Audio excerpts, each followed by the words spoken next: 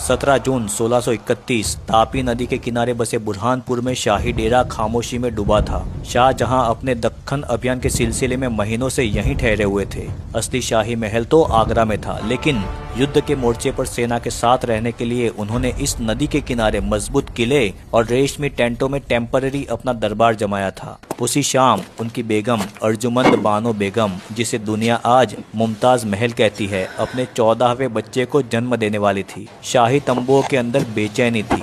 नाजुक कंबलों में ढका शाही कमरा दाइयों की भागदौड़ और हकीमों की फुसफुसाहट से कांप रहा था। मुमताज की तबीयत अचानक बिगड़ गई थी क्योंकि डिलीवरी के टाइम खून ज्यादा बह गया था। शाही हकीमों ने अपने हर नुस्खे, हर दवा आजमाई, मगर राहत ना मिली। हर खबर शाहजहां तक पहुंचती रही। शाहजहां उस टाइम किले से कुछ मील दूर सेना की तैनाती देख रहे थे। घोड़े पर सवार एक आदमी शाहजहां को आकर खबर देने लगा कि बेगम की तबीयत नाजुक है। शाहजहां ने एक पल भी गवाए बिना बरसती रात में तुरंत अपनी बेगम के पास जाने के लिए निकल पड़े। बादशाह का काफिला गड़गड़ाती बिजली की रात में रेत और कीचड़ को चीरते हुए आगे बढ़ रहे थे और थोड़ी दूर से शाही डेरा दिखने लगा था। अब शाहजहां तंबू तक पहुंच गए थे, लेकिन जब वो उस रेशमी तंबू में दाखिल हुए तो सब कुछ थम चुका था। मुमताज को सफेद कपड़े में ढका हुआ था, आंखें बंद थी, होठों पर आधी सी मुस्कान जमी हुई थी जैसे नींद में हो। शोक में डूबे शाहजहां ने उसके हाथ को अपने हाथ में लिया और देर रात तक उसे देखते रहे, कुछ बोल ना सके। सारा शाही डेरा सन्नाटे में डूबा था। ना किसी ने रोने की हिम्मत की, ना कोई कुछ बोल पाया। मुमताज ने बेटी को जन्म दिया था, पर वो खुद ना बच सकी। उसके बाद मुमताज को उसी रात दफनाना था। मुमताज को केसर और चंदन की खुशबू वाले कपड़ों में लपेटा गया। उस पर गुलाब और चमेली की पंखुड़ियां बिखेरी गई। बॉडी को एक खास लकड़े के ताबूत में रखा गया और उसके चारों ओर चांदी की जाली बांधी गई। सैकड़ों मोमबत्तियों और मशालों की रोशनी में शाही उलेमा और चुनिंदा परिवारजन, करीब 50 लोग, जिनमें मुगल खानदान की खास महिलाएं भी शामिल थी, हाथों में कुरान लिए धीमी आवाज में दुआ पढ़ते हुए उस जुलूस में शामिल हुई थी। सैनिकों की कतार ने रास्ते को घेरा था ताकि कोई बाहरी शोर इस पाक पल में दखल न दे सके। रात की नमी और तापी नदी की ठंडी हवा के बीच ताबूत को बाग के सेंटर में लाया गया, जहां एक कब्र ऑलरेडी खोदी जा चुकी थी। ताबूत को आराम से कब्र में उतारा गया। शाहजहां के खास वजीर ने उसकी ओर से मिट्टी की पहली परत डाली, फिर सब ने मिट्टी डाल के कब्र को भर दिया। चारों ओर चंदन और इत्र छिड़का गया और ऊपरी सतह पर लाल रेत और फूलों की चादर बिछाई गई। इस तरह से बुरहानपुर में शाही बाग जैनाबाद में मुमताज को दफनाया गया। ये बस एक टेम्पररी मकबरा था, क्योंकि शाहजहां जान चुके थे कि ये अंतिम ठिकाना नहीं होगा। 7-8 दिन तक मुमताज की याद में शाहजहां ने कुछ खाया पिया नहीं। तभी उन्होंने डिसाइड कर लिया था कि मुमताज की याद में एक ऐसा कुछ बनाना है जिसे सदियों तक दुनिया देखे। उन्होंने ताजमहल बनाने का सोच लिया था, लेकिन बुरहानपुर इतना बड़ा स्ट्रक्चर झेल सके वैसा नहीं था। इसीलिए उन्होंने आगरा ताजमहल बनाने का सोचा। थोड़े दिन बाद दरबार में आदेश जारी हुआ कि मुमताज महल के लिए एक परमानेंट मकबरा तैयार किया जाएगा और उसकी बॉडी को बाद में वहां से पूरे राजसी आदर के साथ ट्रांसफर किया जाएगा। सब लोग उस टाइम सोच में पड़ गए थे, क्योंकि एक कब्र में से बॉडी को वापस निकालकर दूसरी कब्र में ट्रांसफर करने का आदेश सुनकर सब लोग शॉक में रह गए थे। फिर अगले कुछ हफ्तों में इस महान यात्रा की योजना बनने लगी। आगरा तक लगभग 800 किलोमीटर के सफर के लिए खास कारवां तैयार किया गया। लगभग 300 सैनिक सुरक्षा के लिए, 50 हाथी, कई 100 ऊंट और बैलगाड़ियां और दर्जनों महिला खड़े रहते। लगभग 300 सिपाही सुरक्षा में थे। 50 हाथी ताबूत और कीमती सामान उठाए हुए थे और लगभग 200 बैलगाड़ियों पर अनाज और पानी लदे हुए थे। पूरे 800 किलोमीटर की ये जर्नी हफ्तों में पूरी हुई। धीरे धीरे कारवां आगरा के यमुना किनारे पर पहुंच गया। ये एक बहुत बड़ा खुला मैदान था और साइड में यमुना नदी थी। यहाँ पर पहले से ही एक कब्र खोदकर तैयार थी। यहाँ गहरे लाल पत्थर से बनी एक कब्र तैयार की गई थी। धीरे धीरे कुछ शोर शराबा किए बगैर मुमताज के ताबूत को कब्र में उतारा गया। और वहीं पर मिट्टी डाल के मुमताज की बॉडी को दफनाया गया। 1632 में ताजमहल की असली इमारत की डिजाइन रेडी हो चुकी थी। यमुना के किनारे की जमीन बहुत नरम थी, इस पर सीधे कोई भारी स्ट्रक्चर टिक नहीं सकता था। इसीलिए सबसे पहले इंजीनियरों ने लगभग 30 मीटर गहरी खुदाई करके सैकड़ों बड़े बड़े कुएं तैयार किए। हर एक कुएं को पत्थरों और वाटरप्रूफ चूने के मिश्रण से भरा गया ताकि वो हमेशा के लिए नम रहे और टाइम के साथ धंसने का खतरा भी ना हो। नींव का ये काम लगभग 2 साल तक चला और इसमें हजारों मजदूर दिन रात लगे रहे। करीब 20,000 में से तकरीबन 15,000 पुरुष पत्थर काटने वाले और भारी सामान उठाने वाले काम करते थे, जबकि 5,000 से ज्यादा महिलाएं चूना गूंथना, संगमरमर घिसना वैसा काम करती थी। उनके बच्चे पास ही टेम्पररी बनाई हुई बस्तियों में खेलते। कभी कभी तो वो अपनी माओ के लिए पानी और चाय लाने में भी मदद करते थे। ये पूरी बस्ती कई सालों तक एक छोटे शहर की तरह धकधकती रही।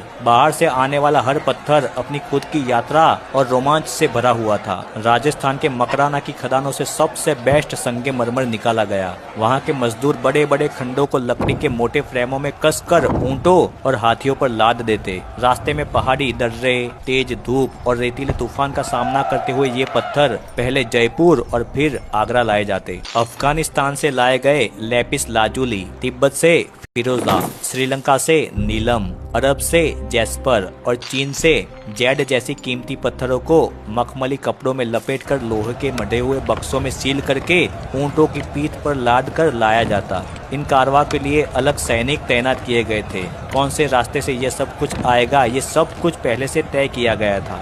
धीरे धीरे ये सब कुछ आगरा पहुंचता गया। आजू बाजू की पब्लिक ये सब कुछ देख के हैरत में पड़ गई थी कि इतने सारे मजदूर एक साथ काम कर रहे हैं और दूर दूर से पत्थर मंगवाए जा रहे हैं। जब ये पत्थर आगरा पहुंचते तो उन्हें यमुना नदी के किनारे बनाए हुए गोदामों में उतारा जाता और फिर बड़े बड़े लकड़ी के रैंपों के जरिए ताजमहल जहां बनने वाला था वहां पर पहुंचाया जाता। ताजमहल की हाइट ने एक इम्पॉसिबल सा सवाल खड़ा कर दिया था। इतने भारी संगमरमर के ब्लॉकों और गुम्बदों के बड़े स्लैब को ऊपर तक कैसे पहुंचाया जाए।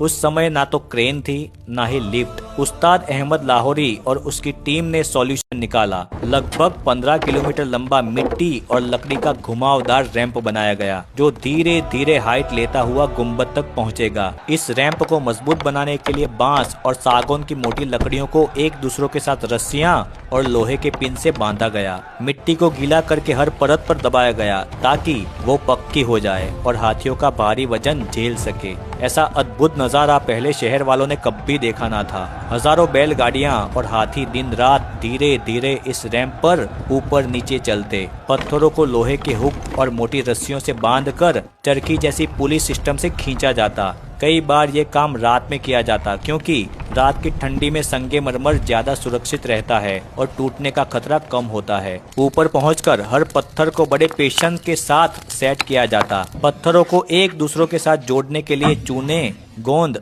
शंख की राख, बैल के गुदे और गुड़ से बनी खास मिश्रण का इस्तेमाल किया जाता जो सूखने के बाद पत्थर से भी ज्यादा मजबूत हो जाता था। जिन जगहों पर डेलिकेट कर्विंग होनी थी वहां पहले से ही लकड़ी के टेम्पलेट बनाए जाते। फिर राजस्थानी और फारसी कारीगर महीनों तक उस टेम्पलेट के मुताबिक नक्काशी करते। एक तरफ कुरान की आयतों को काले पत्थरों में उकेरने का काम ईरान से आए मशहूर कैलीग्राफर अमानत खान ने संभाला था।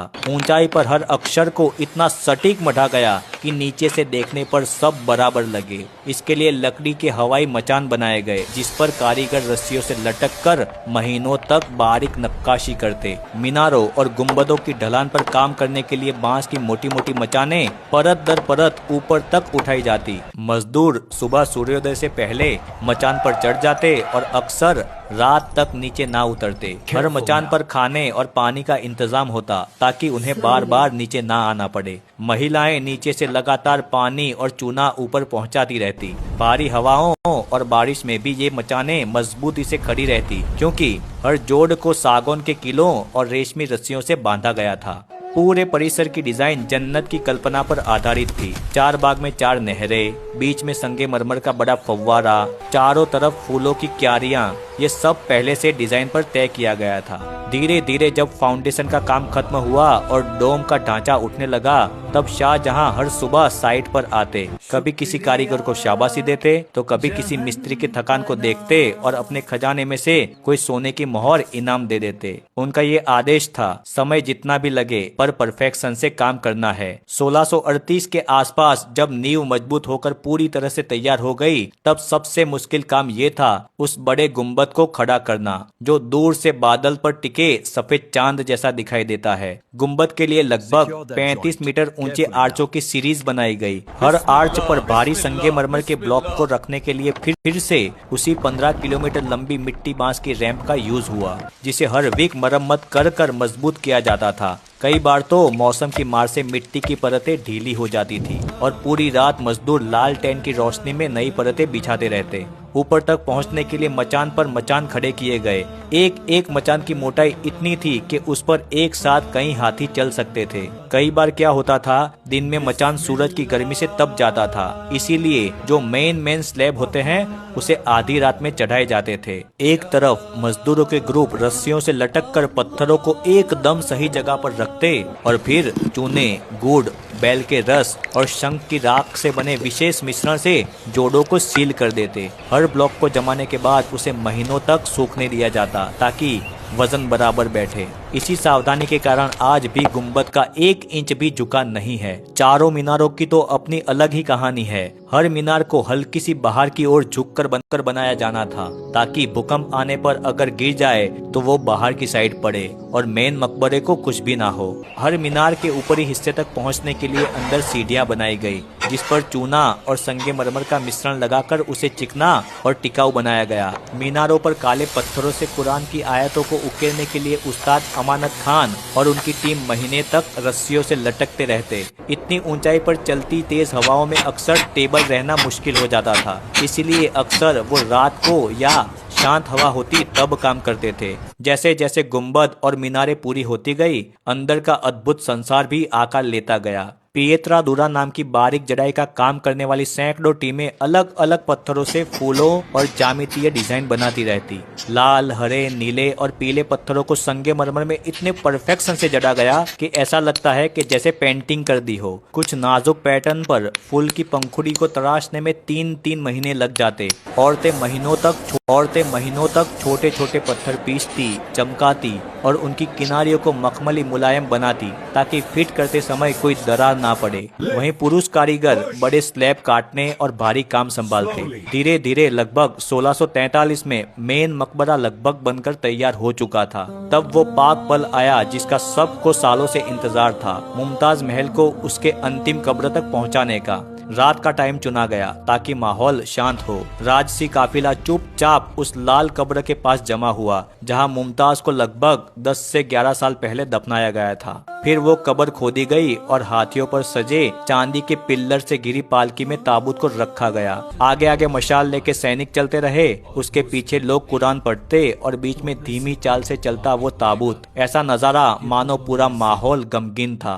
ताजमहल के अंदर पहले से मोमबत्तियां जलाई गई थी और गुलाब की पंखुड़ियां बिखेरी गई थी। धीरे धीरे ताबूत को ताज के अंदर लाया गया। फिर आया साल 1653। अब ताज का लगभग सारा कामकाज पूरा हो चुका था। सुबह की पहली किरण में वो हल्का गुलाबी जैसा दिखता, दोपहर में दमदार सफेद और शाम में सुनहरे रंग का आभास देता। हर पल अलग चेहरा। इसका असली शाही नाम था रोजा ए मुमताज महल, लेकिन समय के साथ साथ मुमताज से ताज निकला और पूरी दुनिया ने इसे ताज महल के नाम से पहचान लिया। 1657 में अंदर अंदर गद्दी के लिए झगड़े शुरू हो गए और 1658 में शाहजहां के बेटे औरंगजेब ने सत्ता हथिया ली। शाहजहां को आगरा फोर्ट के मुसम्मान बुर्ज में नजरबंद किया गया और वहीं से वो हर दिन अपने बनाए गए ताज महल को देखते रहते। 22 जनवरी 1666 को शाहजहां की भी मौत हो गई और उसी रात उन्हें मुमताज महल के पास उसी अंदरूनी कब्र में दफनाया गया, जहां दोनों अब हमेशा के लिए